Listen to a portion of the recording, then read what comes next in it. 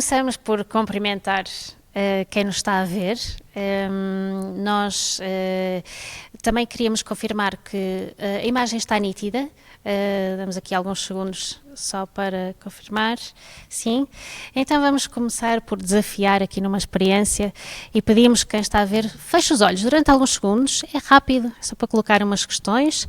Aliás, para os batuteiros vamos até desfocar aqui um bocadinho a imagem. Muito bem. Então, na imagem que vimos, o que é que estava presente? Tínhamos castelos presentes? Existiam ameias? Haveria algum relógio presente? Se sim, 2, 3... A fachada da Sé do Porto, conseguíamos vê-la? E haveria alguma fachada repetida? Ora bem, já podem voltar a abrir os olhos. De facto, em relação às questões que colocamos, é muito fácil termos aqui respostas erradas e é uma experiência que facilmente podemos ter quando visitamos locais novos. Apesar de serem novos, muitas vezes as igrejas, os palacetes, o património, muitas vezes pode parecer um pouco indistinto, portanto poderemos observar detalhes que não damos tanto valor e por isso a estimulação dos sentidos poderá fazer sentido. Então, afinal, a melhor maneira de viajar é sentir, já nos dizia Álvaro de Campos, e foi neste sentido que criamos uma proposta diferente para a exploração de património, portanto, através de uma visita guiada mais dinâmica, interativa. Nós somos um grupo de estudantes da Escola de Hotelaria e Turismo do Porto, do curso de Turismo Cultural e do Património. Vou começar por apresentar o Pedro Costa. O Pedro tem experiência já como guia internacional, muito ligado também ao turismo de natureza, a grupos que procuram experiências diferentes. O Fabrício Sousa também tem experiência como guia internacional e também como empreendedor, portanto já desenvolveu o seu próprio negócio, portanto vai-nos depois aqui falar um pouco sobre o plano financeiro, os cálculos e os números vão estar aqui mais a cargo do Fabrício. E temos aqui o Ivo Val, com formação específica em mídia, será o nosso gestor de comunicação, vai estar mais ligado à identidade da marca, e eu, Gisela Almeida, com experiência em desenvolvimento e crescimento de marcas, vou-me focar um pouco mais no marketing, portanto, as nossas valências trouxemos-las aqui para o projeto. E como é que surge então o projeto? Há uma identificação de uma necessidade no universo do turismo, e qual é ela? Diferenciar a visita a património cultural como uma experiência de turismo ativo. Portanto, quando fazemos uma visita guiada, vamos desafiar aqui o turista para que não seja apenas um agente passivo. E como é que vamos conseguir? Vamos ter uma equipa diferenciada, além de um tour leader, vamos ter um guia cego. E qual é então a nossa dinâmica? O tour leader gera o itinerário, toda a questão logística e o apoio ao seu colega guia cego. O turista descreve o património, enquanto o guia cego acompanha como guia sensorial cada momento da visita, despoletando emoções sinestésicas. O que é que queremos então? Qual é o objetivo então desta dinâmica? Nós sabemos que ao visitar algumas cidades, se falarmos especificamente no caso das cidades europeias, podemos até ter a expectativa de não haver muita novidade quando já somos um turista experimentado. Portanto, o nosso desafio aqui é como criar deslumbramento quando já há de facto essa experiência.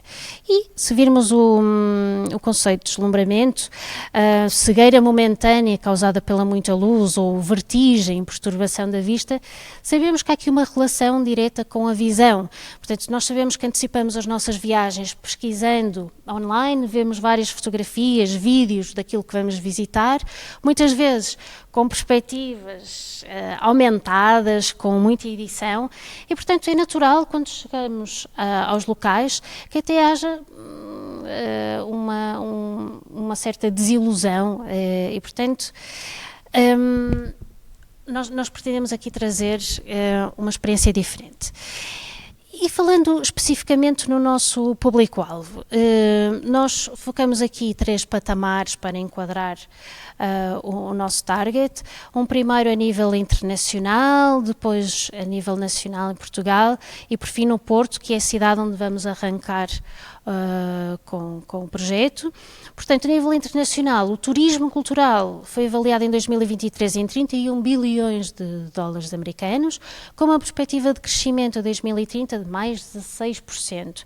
Portanto, estamos aqui a falar de um tipo de turismo em franco crescimento. E quando olhamos para o panorama nacional em relação a Portugal, as nacionalidades que mais adquirem bilhetes para atrações e museus portugueses são basicamente 5, as que estão no top, e entre elas os americanos.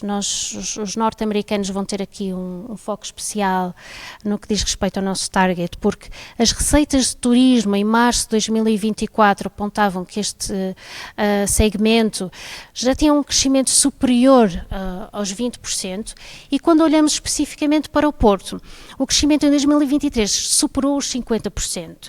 Portanto, estamos a falar de uma cidade que atrai, através do enoturismo, sendo uma wine capital, atrai para o Vale do Douro muitos turistas norte-americanos.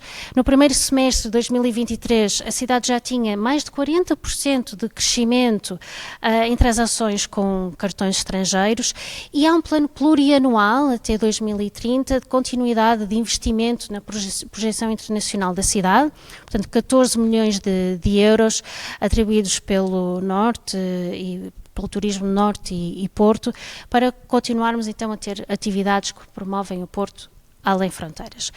Portanto, especificando um pouco a nossa persona que nos vai colocar aqui o projeto no posicionamento que queremos, é uma Kirsty Keeling, é um Bill Carpenter, ambos de nacionalidade norte-americana, com um nível de rendimento mensal elevado, acima dos 10 mil euros. Eles têm ambos crianças que já não são crianças muito pequenas, estamos aqui a falar de crianças acima dos 6 anos, para poderem também desfrutar depois da interação que vamos promover nas visitas guiadas. Portanto, o nosso público-alvo, o nosso decisor de compra vai ser alguém acima dos 40 anos de idade, portanto um turista cultural habitualmente é um turista um pouco mais sénior, alguém que procura uma experiência transformativa, que traz os seus filhos também para promover tempo de qualidade com eles e levar um pouco de conhecimento dos sítios que visita. Estamos a falar de grupos pequenos, um limite de 6 pessoas, porque pretendemos uma experiência personalizada e, portanto, esta foi a nossa escolha. Obrigado, Gisela. Chegou a minha vez. Olá a todos. Com identificada a necessidade ao qual o nosso projeto vai responder e o público-alvo, nós tínhamos também a necessidade de batizar o nosso projeto, digamos assim. E o nome que nós demos ao nosso projeto foi de Unblind. Blind surgiu da palavra de inglesa blindfold, de venda, e nós partimos desta ideia, como podem observar, aliás, na nossa apresentação. Existe uma cronologia, começando por uma cabeça com uma venda, até chegarmos finalmente a esta conclusão que podem ver em tamanho maior, do logotipo final da Unblind Tours, e a ideia foi desvendar os sentidos e interagir com o património da cidade. As ideias-chave que nós representamos neste logotipo final do projeto Unblind é a visão, o património na skyline da cidade do Porto e o azul, a cor da cidade, representando o rio e o mar. De seguida, convido a observarem, esta é a landing page do nosso website, e Unblind oferece City Breaks Beyond Vision, The Immersive Heritage Experiences. Este é um site que vão poder encontrar, aliás, no futuro, do nosso projeto, e vamos então descobrir como viver a cidade do Porto através da exploração dos sentidos, de forma ativa. Muito bem, esta é então a Unblind City Sensory Tours. É um convite a tocar no património, cheirar o património, estar no património, interagir com o património, e por isso a nossa proposta de valores baseia-se numa dinâmica de visita em que cada ponto de interesse é abordado com um desafio que vai conduzir a visita guiada e mantém o turista ativo, já que os seus sentidos são estimulados. Como é que o vamos fazer? De facto, há um conjunto de experiências, uma interação entre os guias e o turista, desde pequenos sketches, convite a tocar objetos, a sentir, a cheirar durante o nosso percurso de visita. E como primeira proposta de circuito, nós temos o Porto Sensory Circuit. É um circuito modular, portanto, nós usamos o dia como unidade depois para o cálculo financeiro, portanto, em termos de viabilidade. Os dias podem ser adicionados pelos turistas conforme o seu interesse, e até para prolongar a sua estadia.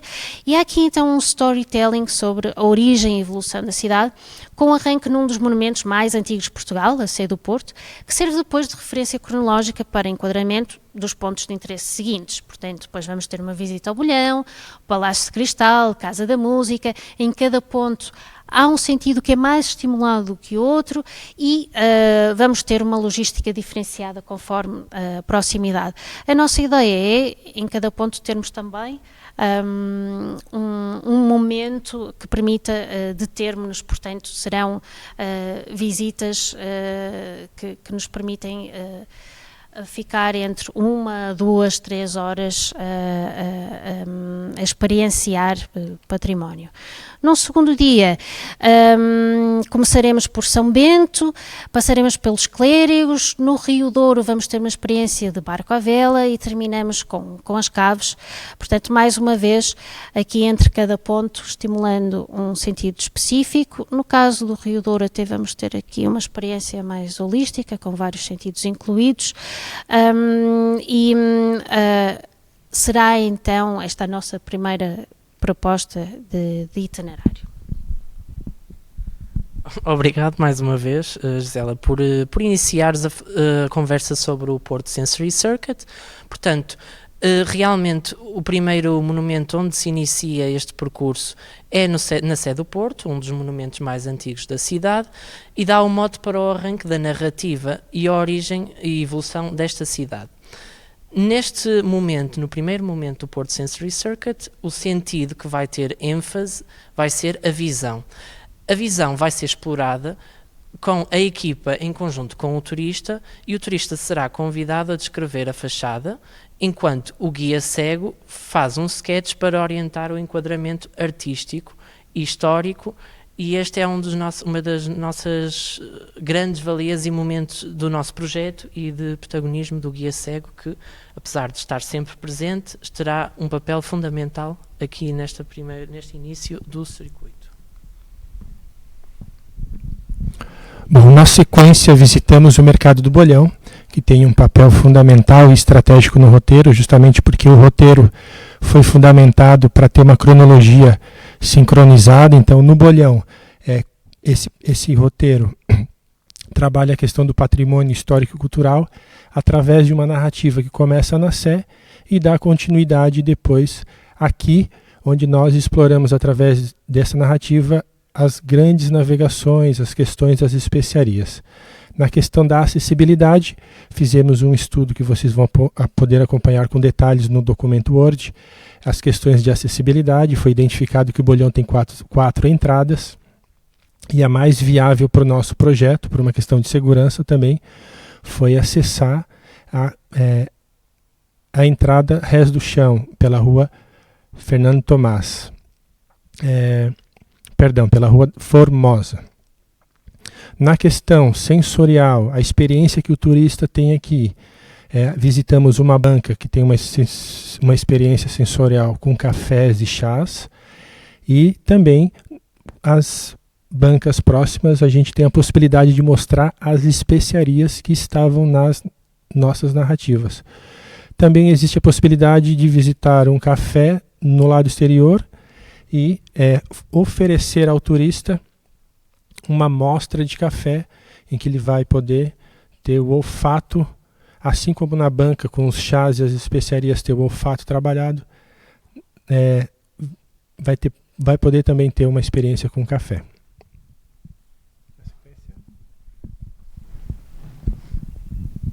Do olfato ao tato, desta vez poderemos ver, mas com os dedos. A dinâmica da visita irá desenrolar-se nos jardins do Palácio de Cristal.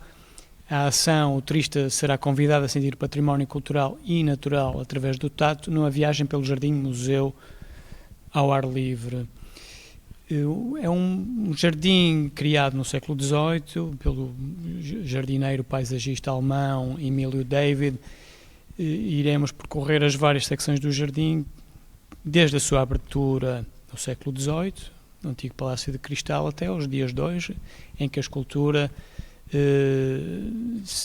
reflete todas essas tendências no passar dos séculos, desde Teixeira Lopes, a José Pedro Croft, ao escultor alemão Nizuma, passando por vários materiais, esculturas feitas património humano, mas também pelas esculturas vivas, o património natural que o jardim oferece, onde existem espécimes classificados, árvores de interesse nacional, que é o caso, por exemplo, da árvore da Nova Zelândia, Metrocidrus, com uma idade estimada de 150 anos, ou até mesmo das famosas palmeiras californianas, as famosas 7 irmãs, do género Washingtonia.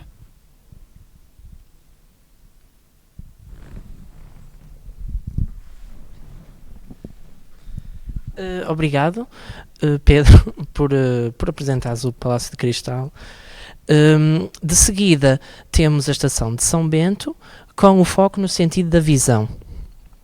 Aqui neste local emblemático, da estação de São Bento, da cidade do Porto, vai acontecer uma ação de foco da visão através de um cone que podem observar na apresentação aqui este exemplo que está na cidade de Guimarães, mas também vai ser utilizado dentro da estação neste exercício, e através do cone vai ser possível focar a visão em 2 pontos que estão enumerados também ali, dos azulejos emblemáticos da estação, e vai ser possível, a partir desta observação, o turista descrever detalhes para completarmos a narrativa do circuito.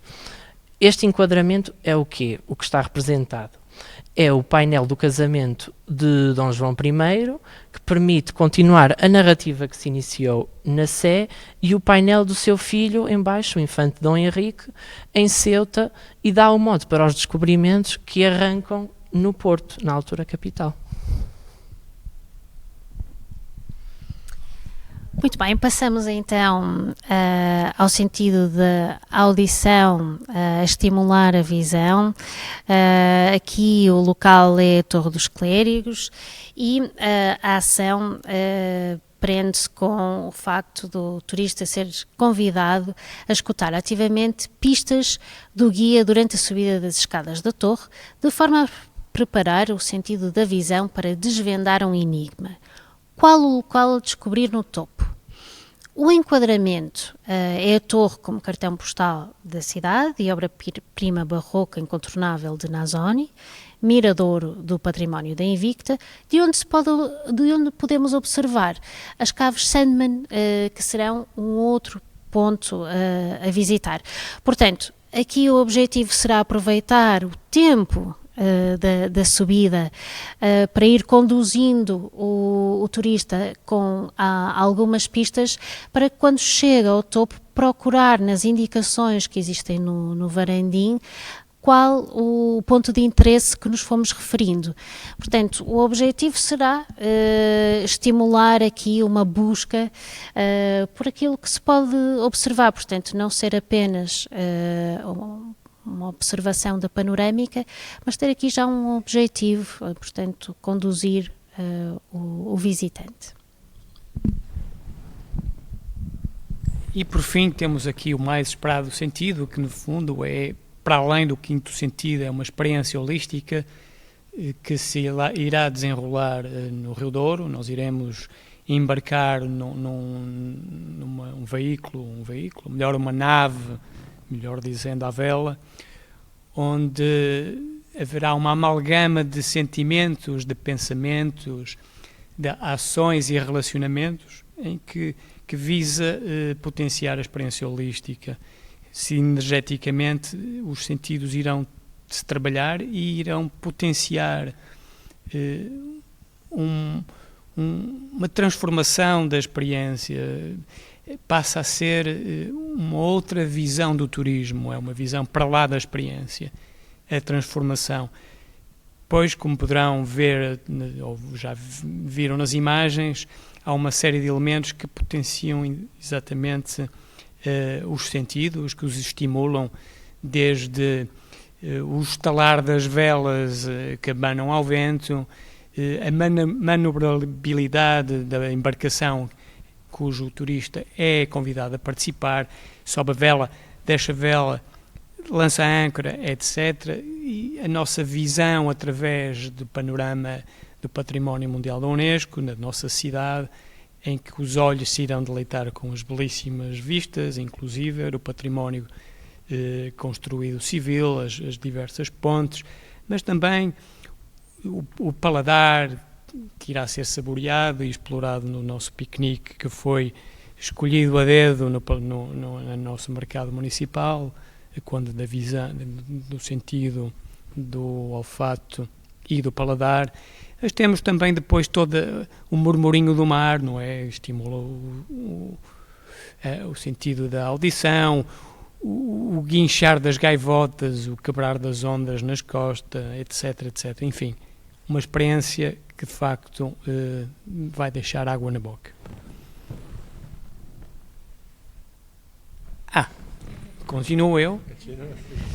Desta vez toca-nos ter em consideração a higiene e segurança no trabalho.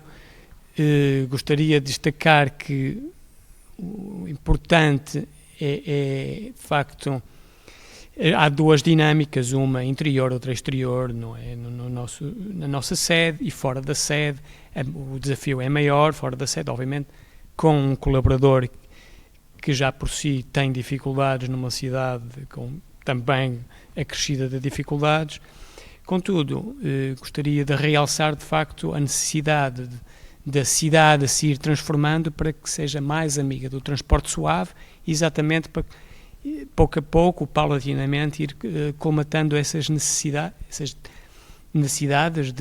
que são não só para as pessoas com algumas incapacidades, mas também para o próprio turista, enaltecendo então e favorecendo o transporte suave. Viva o peão, viva a bicicleta, etc.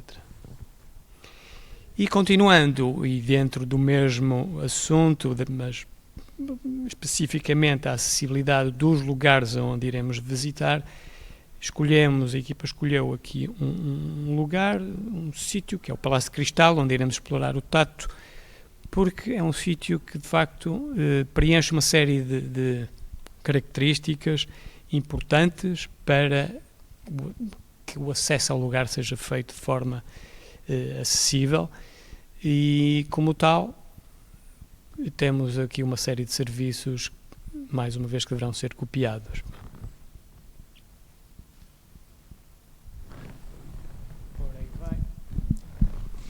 Muito bem. E agora especificamente em relação à gestão do projeto.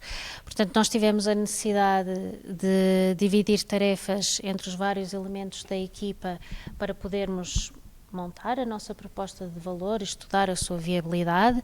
Nós começamos numa primeira fase por usar um diagrama de Gantt para nos situarmos no tempo, portanto tínhamos um prazo específico para para o desenvolvimento e depois a apresentação do projeto, e portanto dividimos num conjunto de tarefas e atribuímos as diferentes tarefas a diferentes elementos da equipa. Sim, obrigado, Gisela. O Gantt e de seguida o modelo de negócio Canva foram ferramentas de gestão fundamentais para o nosso projeto. Aqui nesta ferramenta, neste modelo de negócio, já estão enumeradas algumas coisas que já mencionámos aqui, que já apresentamos. Portanto, eu acho importante para esta apresentação focar em algo que ainda não foi mencionado, que é o nosso objetivo para desenvolver este projeto, fazer uma parceria-chave com as escolas de turismo de Portugal para se realizar a formação dos nossos guias, o Tour Leader e o guia cego, e é uma oportunidade incrível e que será perfeitamente concretizável nas instalações, nas escolas de turismo. E o facto de arrancarmos no Porto tem aqui também, junto da Escola de Hotelaria e Turismo do Porto, uns fatores de decisão, porque a escola já tem experiência na formação de pessoas com capacidades mais limitadas. Há inclusive uma intérprete de língua gestual que acompanha os alunos surdos. Já teve alunos com autismo, portanto mais dificuldades, e era necessário aumentar os conteúdos de forma a que fossem lidos. Portanto, já há aqui um histórico. Já existe aqui um histórico e daí ter nascido neste meio esta proposta. De seguida, outra que também foi muito importante foi uma análise SWOT que nos permitiu, durante este projeto, avaliar o que são, aliás, as nossas forças, as nossas ameaças, oportunidades e fraquezas. Esta análise foi realizada recentemente e nós concluímos que existe algo, a nossa força principal é a nossa equipa experiente, tanto nós que estamos aqui presentes como os nossos futuros guias, e algo que é transversal às nossas oportunidades, fraquezas e ameaças é o facto de Unblind ser um projeto pioneiro. Portanto, ao trazermos esta inovação de termos um guia cego, algo que ainda não existe no mercado turístico, o esforço de comunicação inicial será necessariamente maior e portanto, foi aqui identificado como um ponto de diferenciação também. Vamos agora passar especificamente ao plano financeiro. Então, após todo o levantamento de público-alvo, estratégia de mercado, sempre tendo uma visão que a gente aprendeu em empreendedorismo, em marketing, de olhar para o mercado e trazer essa perspectiva para nós, iniciamos uma formação de preço, um plano financeiro, na verdade, que traz indicadores de viabilidade de negócio e que foi inicialmente, pode passar por gentileza, foi iniciado através de um modelo utilizando no Excel. Sabíamos desde o princípio que teríamos acesso a uma ferramenta de contabilidade, de gestão chamada Finícia. Previamente já iniciamos a apurar alguns resultados e o primeiro foi o preço. Criamos um modelo de preço variável. Esse modelo permite estabelecer um preço em que eu tenho de forma variável o meu custo e uma margem de contribuição. Desta forma, hipoteticamente, conseguimos levantar as despesas e dividir pela margem de contribuição. A partir daí, já criamos alguns cenários que indicam a viabilidade do negócio ou não. Esse preço foi de R$ 208,63 €, é um preço por bilhete, porque o nosso projeto é estruturado de forma modular, é por bilhete. E esse preço foi formado pelos 3 elementos variáveis do preço: a diária do guia visual, do invisual e o aluguel do veículo, que é uma carrinha de 9 lugares, mas diante da característica de ter um motorista e 2 guias, permite ocupação de 6 pessoas. Ou seja, a cada bilhete vendido, nós sabemos que vai ter 131,50 de custo e 77,13 de margem de contribuição. Tudo isso permite transformar o modelo de forma escalar, criando cenários com venda de 1.000, 2.000 ou 3.000, e a nossa estrutura de custos foi se moldando no desenvolvimento do projeto. Então, a nossa estrutura de custos, de uma forma mais apurada e específica, ela consiste em que, dos 4 sócios, 2 guias têm salário fixo e 2 trabalham como guias, então eles vão ter diárias. Depois de levantar todos os custos e ter o preço de cada bilhete, foi considerado também um custo importante na estrutura de custos, a comissão referente a uma empresa parceira na distribuição. Então, os nossos principais custos hoje são a folha de pagamento e a comissão. Bom, diante disso, lá no Finícia, já estruturando Finícia, criamos um cenário de vendas. Inicialmente, estipulamos uma venda de 2.350 bilhetes mensal. Perdão, essa venda é anual. E como vocês podem ver no slide, essa projeção gera isso. Com 2.350 bilhetes vendidos, temos uma receita de 490 mil euros. Na sequência, bom, ainda naquela forma hipotética, lembrando que na nossa estrutura de gastos, 36 mil euros são para os 2 salários, porque lembrando que o Finícia traz toda a prerrogativa legal, em que você não recebe 12 salários, você recebe 14 salários, todos os pormenores contabilísticos, e mais 90 mil de comissão. Ou seja, simplificando, no cenário moderado, iniciamos as projeções financeiras, 2.350 bilhetes com 126 mil euros de custo. É um cenário atingível porque tem um ponto de equilíbrio de 1.645 bilhetes por ano. Na sequência, agora um pouco mais aprofundado no Finícia, nós temos aqui um resumo e chegamos, o ponto principal aqui é o ponto crítico. Esse resumo traz as vendas e serviços prestados, o custo da mercadoria vendida, sempre lembrando que a receita e o custo da mercadoria vendida é variável, porque eles estão embutidos lá no preço do produto, então sempre vai ser proporcional. E o nosso ponto crítico é 321 mil euros. Para o negócio se pagar e todo mundo ter o seu rendimento, já que, atingindo o ponto crítico, pagamos as diárias dos guias e pagamos nossa estrutura de custos que os salários dos sócios estão inclusos. Na sequência, por gentileza, aqui é uma demonstração de resultado previsional. O que é isso? Isso aqui é um balanço. Anualmente, no cenário moderado, foi indicado, vocês podem observar no final da tela, um resultado para ser distribuído entre os sócios, já descontado impostos, de 41 mil euros. Ou seja, vamos trabalhar, ter os nossos salários, ter as nossas diárias e o negócio ainda no final do ano distribui 41 mil euros.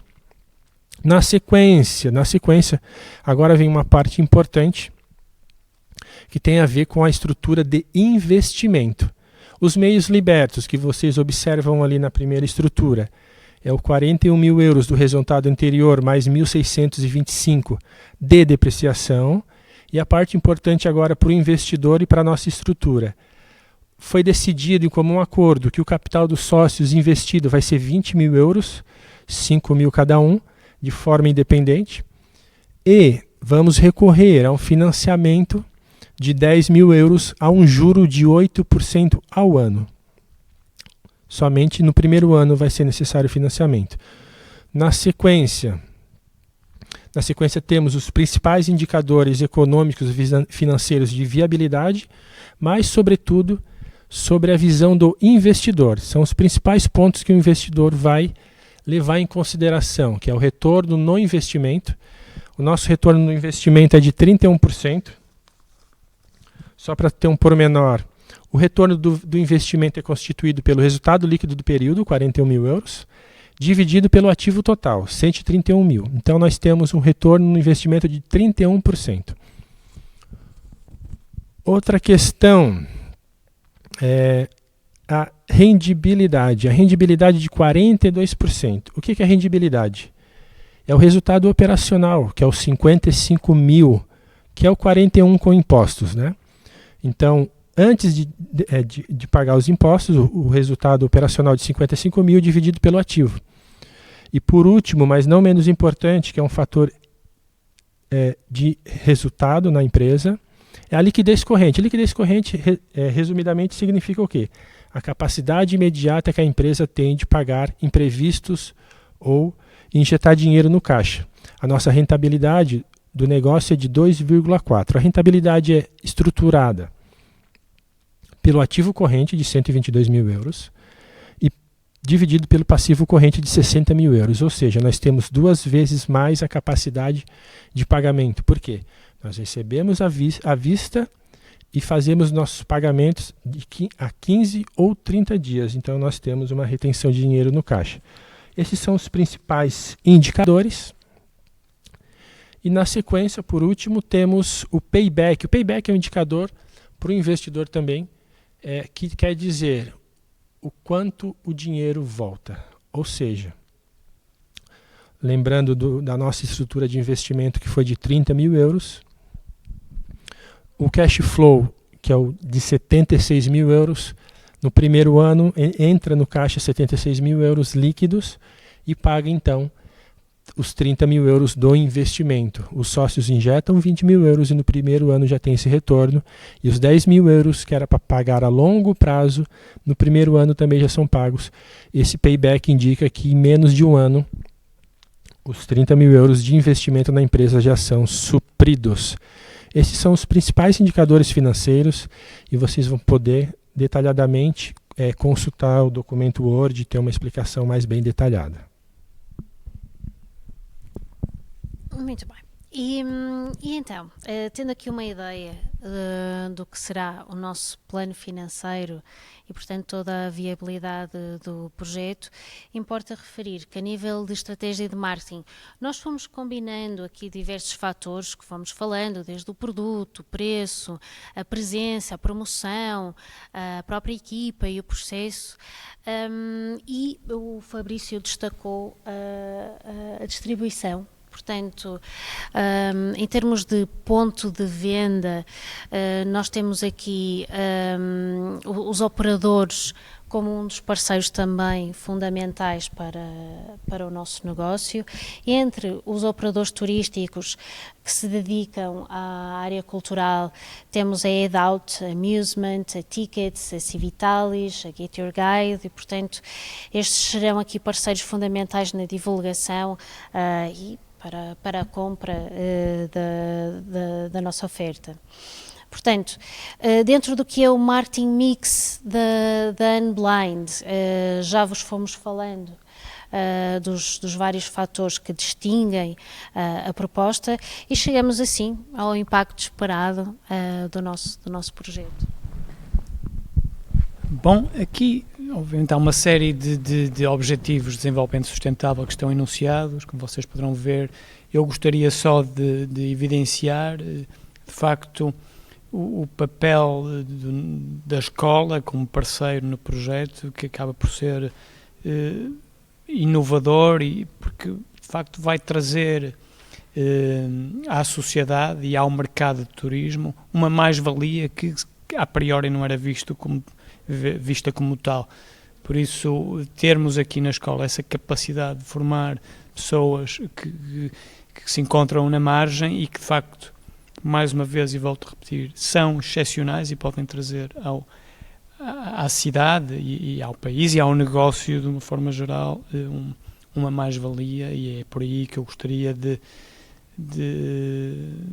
apresentar este slide.